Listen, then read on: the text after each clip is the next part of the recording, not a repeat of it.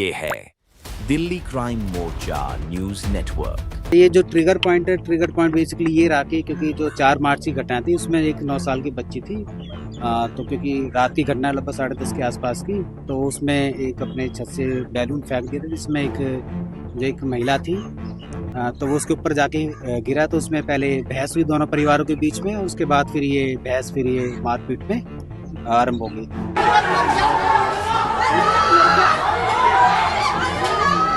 महज 200 मीटर की दूरी पर जो है जो तरुण है उसका घर है, और यहाँ पर आप देखेंगे तो पुलिस की पूरी की पूरी बटालियन यहाँ पर मौजूद है, और तमाम लगभग 4 से 5 किलोमीटर के क्षेत्र को हम कहें तो इस वक्त बैरिकेड कर दिया गया है। इसमें तो तुरंत ही हमने 5 लोगों को अरेस्ट कर लिया था, इसमें एक 17 साल का माइनर भी इंक्लूड था।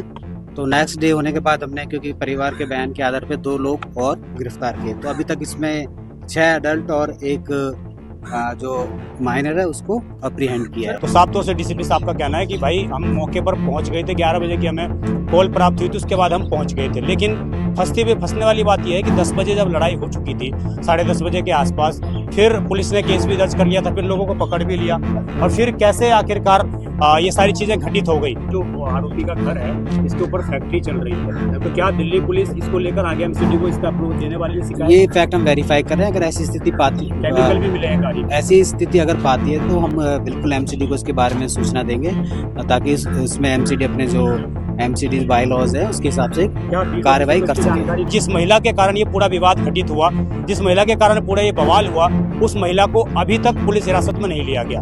अभी तक उससे सवाल जवाब नहीं किए गए कि आखिरकार तुमने उस तरह की भावनाएं आहत क्यों करी, उस तरह की तुमने स्प्रेड क्यों की चीजें। नमस्कार, जय हिंद। आप देख रहे हैं दिल्ली क्राइम मोर्चा। आपको सुबह से लगातार हम अपडेट दे रहे हैं कि किस प्रकार की स्थिति राजधानी दिल्ली के उत्तम नगर में है। जिस प्रकार तरुण की हत्या की गई उसके बाद की स्थिति हमने आपको मेन रोड की तस्वीरें दिखाई, वहां पर क्या हालात हैं, उत्तम नगर मेट्रो स्टेशन के क्या हालात हैं, जहां पर लगातार भीड़ जुट रही थी और लगातार लाठीचार्ज पुलिस के माध्यम से किए जा रही थी।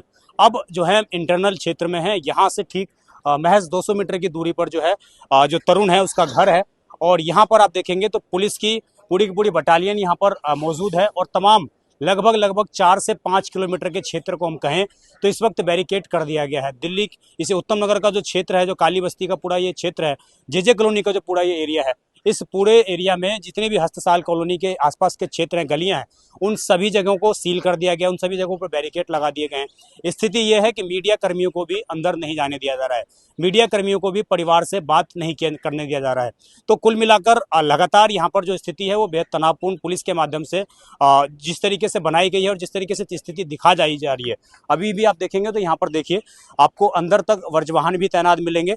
और कल जिस तरीके से रात में लगभग 9 से 10 बजे के आसपास कुछ लोगों के माध्यम से जो आरोपी का घर है उस घर के ऊपर जिस तरीके से पत्थरबाजी की गई थी, वो एक्सक्लूसिव तस्वीरें आपने दिल्ली क्राइम मोर्चा पर देखी थी। और उसके बाद कहीं ना कहीं पुलिस काफ़ी अलर्ट मूड में यहाँ पर नजर आ रही है, और काफ़ी अलर्ट मूड में दिखाई देती हुई नजर आ रही है कि लगातार उसके बाद कल से यहाँ पर गश्त जो है वो बढ़ा दी गई है, तमाम आलाधिकारी मौके पर पहुँच रहे हैं। लेकिन अभी तक जो कार्रवाई को हम देखें तो जिस तरीके से आपने वो वायरल वीडियो हमारे चैनल पर देखी कि किस प्रकार एक वीडियो में 20 से 25 लोग तरुण के घर पर हमला करते हुए, तरुण को मारते हुए दिखाई दे रहे हैं, और जिसने वो वीडियो बनाई छत से उसके ऊपर ही पत्थर फेंका गया, और उसके बाद वो वीडियो वायरल हुई, सोशल मीडिया पर सभी लोगों ने देखी। लेकिन शायद वो वीडियो अब तक दिल्ली पुलिस के पास नहीं पहुंची है, क्योंकि अभी तक जो जानकारी मिली है, जो अधिकारियों ने बताया है, उसके मुताबिक महज 7 लोगों को इसमें अभी हिरासत में हम कहीं गिरफ्तार कर लिया गया है। इसमें एक जो है नाबालिग है उसको अभिरक्षा में ले लिया गया है। तो आप समझिए ये 7 लोग ही सिर्फ पकड़े गए हैं। परिवार ये कह रहा है कि 20 से 25 लोग थे इस पूरे हमले में शामिल, जिनके पास लाठी थे, जिनके पास क्रिकेट बैट थे, जिनके पास लोहे की रोड थी, इनमें से कई लोगों के पास कुछ हथियार भी थे। लोगों ने सिल्ली से, पत्थरों से तरुण के ऊपर हमला किया, मरने के बाद भी उसके ऊपर, उसके सर के ऊपर पत्थरों से हमला किया। तो वो लोग कहाँ हैं, वो जिन लोगों ने ये पूरी वारदात को अंजाम दिया वो कहाँ हैं? और सबसे चौंकाने वाली बात यह कि जिस महिला के कारण ये पूरा विवाद शुरू हुआ, जिस महिला के कारण ये पूरा बखेड़ा खड़ा हुआ, आखिरकार वो महिला कहाँ है?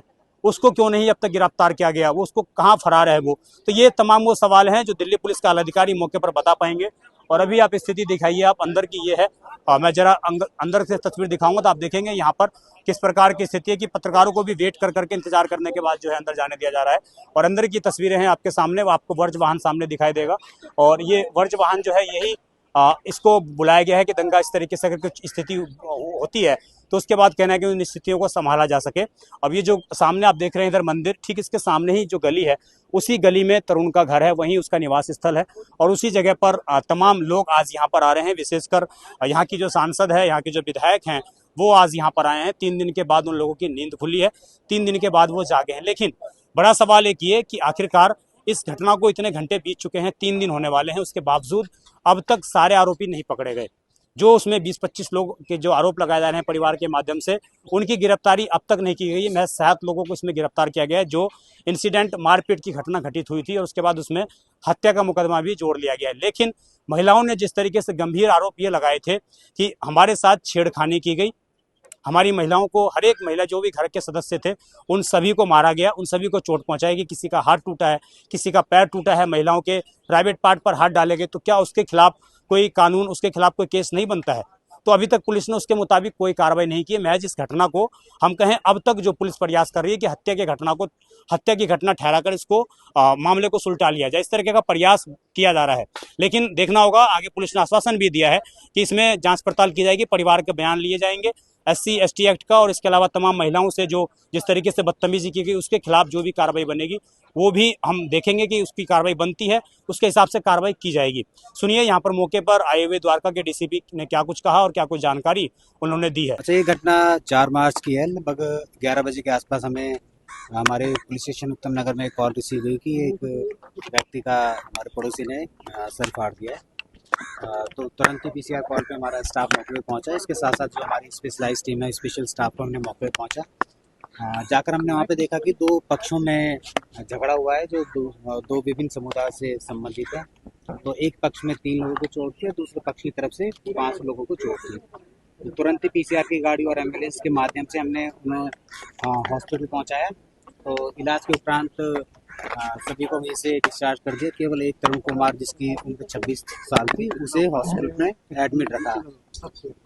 अगले दिन जो तरुण कुमार था उसका लगभग दोपहर के 12 के आसपास उसकी इंजरी की वजह से मृत्यु हो गई।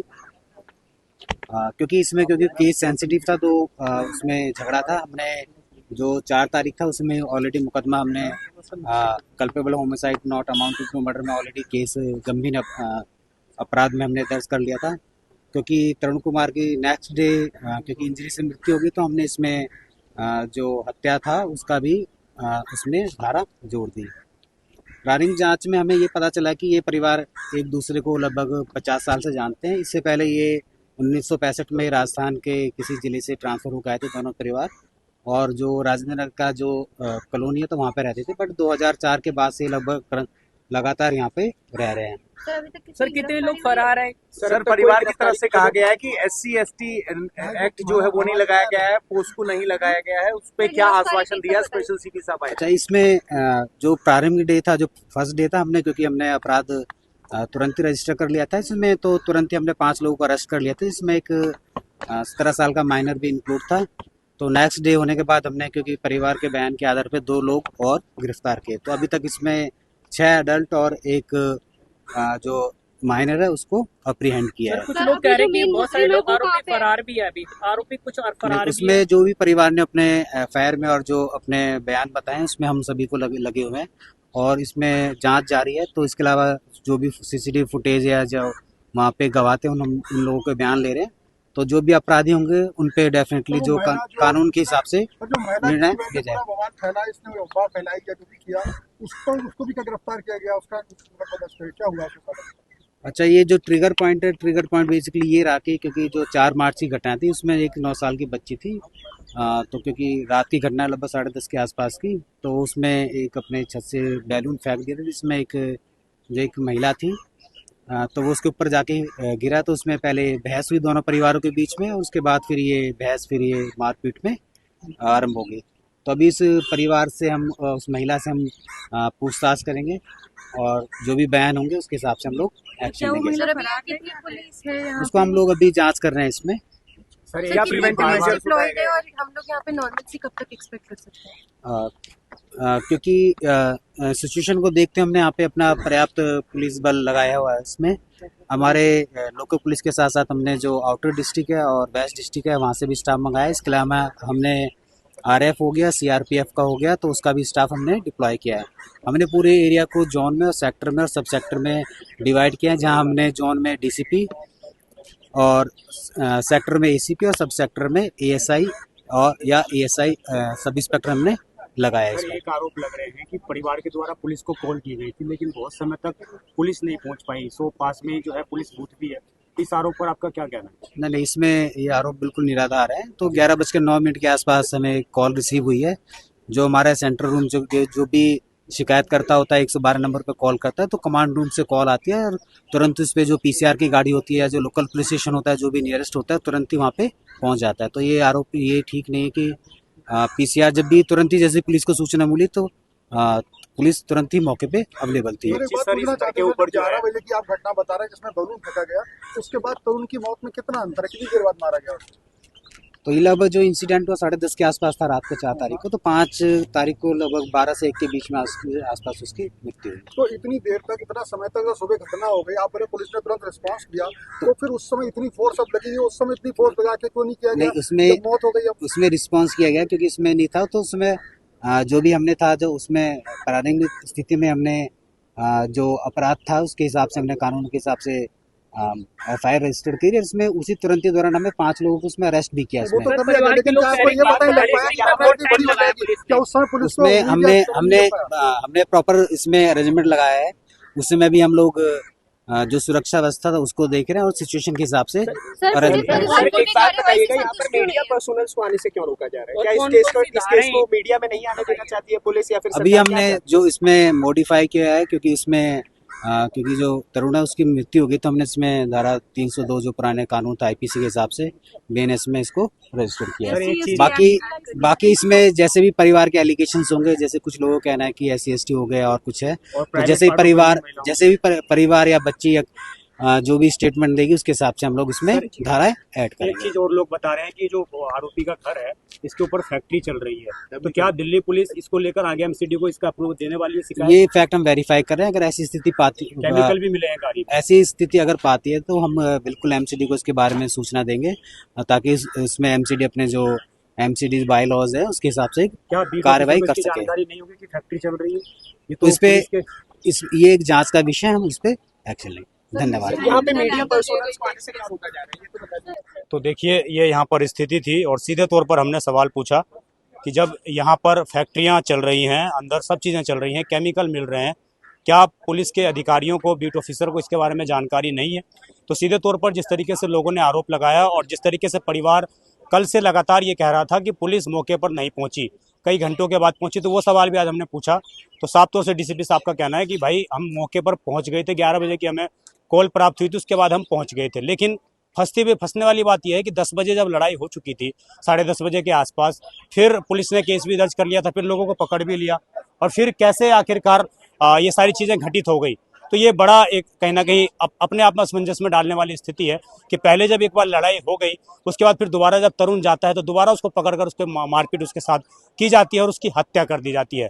तो पूरा ये घटनाक्रम लगातार कहीं ना कहीं एक्सपोज होता हुआ नजर आ रहा है। और अब समझिए, अभी भी जब सवाल पूछे जा रहे हैं तो बातें निकल कर आ रही है कि जिस महिला के कारण ये पूरा विवाद घटित हुआ, जिस महिला के कारण पूरा ये बवाल हुआ, उस महिला को अभी तक पुलिस हिरासत में नहीं लिया गया। अभी तक उससे सवाल जवाब नहीं किए गए कि आखिरकार तुमने उस तरह की भावनाएं आहत क्यों करी, उस तरह की तुमने स्प्रेड क्यों की चीज़ें, तुम्हारे साथ अगर ये होली में रंग पड़ भी गया तो तुमने इन चीज़ों को इतने बड़े स्तर पर लेकर क्यों गई। तो इसके लिए अभी तक जो है, हम समझिए अभी तक कोई उस महिला की पूछताछ नहीं हुई। तो कहीं ना कहीं लापरवाही तो यहाँ पर भी बढ़ती जा रही है, कोताही तो यहाँ पर भी बढ़ती जा रही है। तमाम लोग आ रहे हैं, परिवार के लोग आ रहे हैं, तमाम आज जो है यहाँ पर कमल सहरावत भी आई हैं। 3 दिन के बाद यहाँ के सांसद महोदय जाएंगी हैं। 3 दिन के बाद यहाँ के विधायक पंकज सिंह जो दिल्ली सरकार में कैबिनेट मिनिस्टर हैं, स्वास्थ्य मंत्री हैं, वो 3 दिन के बाद जागे हैं। तो आप स्थिति का अंदाजा लगाइए कितनी बड़ी घटना घटित हो गई। और उसके बाद तमाम नेताओं को तमाम चीज़ें पता हैं, लेकिन उसके बावजूद ग्राउंड स्तर पर कोई भी नहीं आया। आज जब 3 दिन के बाद कल लोगों ने घरों पर पथराव किया, लोगों ने घरों में आगजनी की, तो उसके बाद यहाँ पर कहीं ना कहीं आज यहाँ पर लोग आए हैं। आज यहाँ पर नेताओं की भी चहलकदमी बढ़ी है और तमाम अधिकारियों के भी चहलकदमी यहाँ पर बढ़ी है।